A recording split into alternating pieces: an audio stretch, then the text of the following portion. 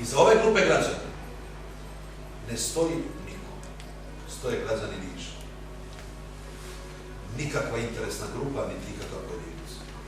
Znaju ga predsjednik omladine, mnogi od nas. Niko. Niko nas ne finansira, nikome ništa ne duguje. Nikog ne moramo da postavimo nigde. Nigde. Ja nisam šef stranke, niti je Srđan Aleksić, svi smo mi šefovi te grupe. I smatrate da ste svi šefovi, zato što ste svi donositi odluke i neću, kao moj sadašnji gradonačelnik, da kandidujem, postavljam direktora javnih preduzeća koji ima prva funkcija direktora preduzeća. Prva funkcija direktor javnog preduzeća. I odlučio sudbini stotine i stotine ljudi. Pa gde to ima, dragi moji ljudi?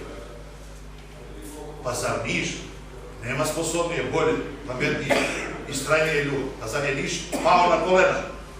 Pa da zar Niš zavisi od kašičice koju iz Beograda neko donosi?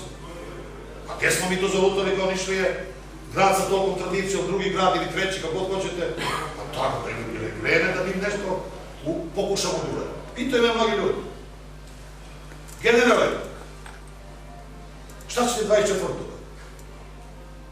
Ništa nasmejano što da gledam građane u oči. Pa što? Pa ako nijedan građan ne glasa, nemam nikakav psihološki problem. Ja spasim dušu i ovi ljudi oko mene i oni koji hoće, ponudili smo građanima Niša ljude i program i rekao smo da ćemo to uraditi. Hoćemo ljudi.